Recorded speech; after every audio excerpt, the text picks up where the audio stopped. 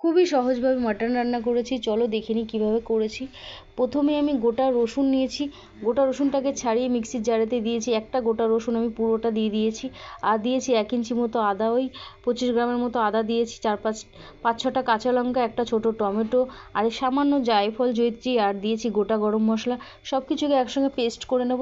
পেস্টটাকে করে নিয়ে তারপরে মাংসের মধ্যে 2 চামচ আমি ওই পেস্টটা দিয়ে দেবো। আর দিয়ে দেবো 2 চামচ টক দই, হলুদ গুঁড়ো, লঙ্কার গুঁড়ো, নুন দিয়ে আমি 20 মিনিটের জন্য মেখে রেখে দেবো। তারপরে আমি কড়াই বসিয়ে তার মধ্যে চিনি ফোড়ন দিলে মাংসের কালারটা খুব সুন্দর আসে। তারপর চিনিটাকে ফোড়ন দিয়ে দিয়েছি কিছুটা পেঁয়াজ, 2টো বড় সাইজের পেঁয়াজ নিয়েছি। পেঁয়াজটাকে আমি দিয়ে ভালো করে ভেজে নিয়েছি। আর দিয়েছি তেজপাতা, আর ওই বাকি যে বাটা মশলাটা ছিল ওই মশলাটাকেও আমি দিয়েছি। তারপরে দিয়েছি হলুদ গুঁড়ো, লঙ্কার গুঁড়ো, জিরে গুঁড়ো, সব কিছু দিয়ে ভালো করে কষিয়ে নিয়েছি। আর নুনটা আমি দিইনি, যেহেতু নুনটা আমি আগে মেখে রেখেছিলাম, আর নুন ব্যবহার করিনি এখন। পরে লাস্টে আমি সব কিছু জল টল দেওয়ার পরে যদি নুন লাগে তবে দেব। এইভাবে একবার মাটন রান্না করে দেখতে পারেন, আমার কথা শুনে খুবই ভালো হয় খেতে।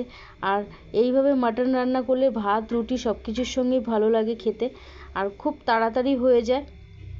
এটা কড়াইতেও সিদ্ধ করা যেতে পারে, আমি প্রেসার কুকারে দিয়েছি। কড়াইতে একটু জল বেশি দিয়ে অনেকক্ষণ ধরে সেদ্ধ করলে মাটনটা খেতে আরও ভালো হবে। আর দিয়েছি কেটে রাখা আলুটাকে দিয়েও ভালো করে কষিয়ে নিচ্ছি। তারপরে গরম জল দিয়ে আমি 5টা সিটি দিয়ে বন্ধ করে দিয়েছিলাম গ্যাস। নামানোর আগে ঘি, গরম মশলা, কাঁচা লঙ্কা, গোলমরিচের গুঁড়ো দিয়ে দিয়েছি।